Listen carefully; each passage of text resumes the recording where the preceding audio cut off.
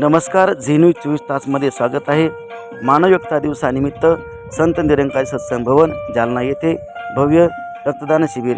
117 रक्तदात्यांनी केले रक्तदान. सद्गुरू माता सुदेशाजी महाराज यांच्या असीम कृपेने संत निरंकारी सत्संग भवन जालना येथे भव्य रक्तदान शिबिर आयोजित करण्यात आले होते.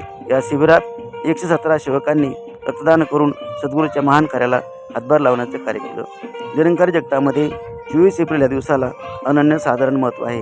या दिवशी बाबा गुरुबचन सिंहजी यांच्या स्मरणार्थ हा दिवस साजरा केला जातो. या निमित्ताने सर्व विश्वामध्ये मानव एकता दिवसानिमित्त रक्तदान शिबिर आयोजित केले जातात व निरंकारी भक्तजन रक्तदान करून सेवा करत सद्गुरूच्या आशीर्वादाला प्राप्त ठरतात. याच अनुषंगाने आज दिनांक 24 एप्रिल 2026 रोजी जालना येथील संत निरंकारी सत्संग भवन येथे भव्य रक्तदान शिबिर आयोजित करण्यात आले होते.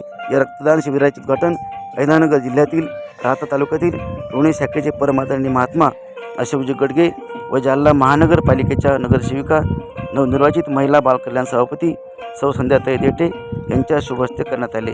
यावेळी जालना शाखेचे संयोजक महात्मा तथा ज्ञानप्रचारक आदरणीय राजकुमार परसवानीजी, समाजसेवक संजयजी देठे, डॉक्टर राजेंद्र शेजूळ व जिल्हा सामान्य रुग्णालय पतपेढी सर्व कर्मचारी, राजकुमार कुकडेजा, सेवादल संचालक सुनीलजी नांदोडे, किरणजी गरड, महिला सेवादल संचालक ज्योतिताई इंगळे, अनिलजी गुडक, मनोज जाधव, सुधाकर दळवी आदी डोरे आदींची उपस्थिती होती.